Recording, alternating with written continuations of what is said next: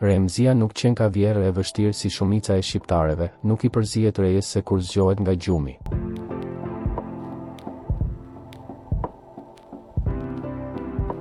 Remzia Osmani vazhdon të mbetet një nga emrat më të spikatur dhe më të respektuar të muzikës popullore shqiptare, një artiste që prej vitesh ka arritur të krijojë një lidhje të fortë emocionale me publikun. Ajo njihet jo vetëm për zërin karakteristik dhe interpretimet e saj të fuqishme, por edhe për energjinë që përcjell në skenë dhe për aftësinë e saj për të ruajtur një stil autentik, të cilin e ka kultivuar ndër vite. Karriera e saj e gjatë është shoqëruar me këngë që janë bërë pjesë e pandashme e dasmave, gëzimeve familjare dhe ahengjeve tradicionale, duke e bërë atë një figurë lehtësisht të identifikueshme dhe të jetë të dashur. Përveç suksesit në muzikë, Remzia ka ditur të qëndrojë edhe në qendër të vëmendjes së mediave online. Ajo është një prej atyre artisteve që arrin të marrë vëmendjen e publikut edhe jashtë skenës, fal deklaratave të saj spontane dhe mënyrës së drejtpërdrejtë të komunikimit.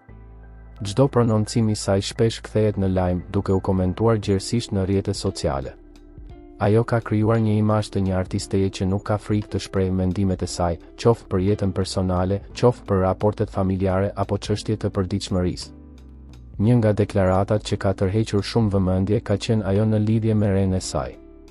Remzia ka treguar në një intervistë se marrëdhënia mes tyre është tejet e shëndetshme dhe e çliruar, larg stereotipeve që shpesh shoqërojnë raportin vjetër, renë në kulturën shqiptare.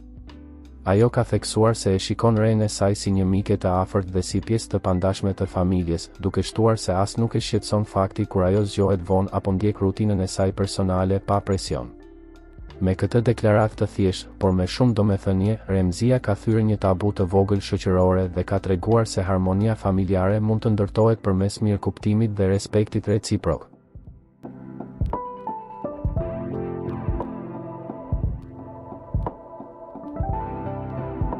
Për lajmet më të reja nga vendi dhe bota, bëni subscribe kanalin tonë.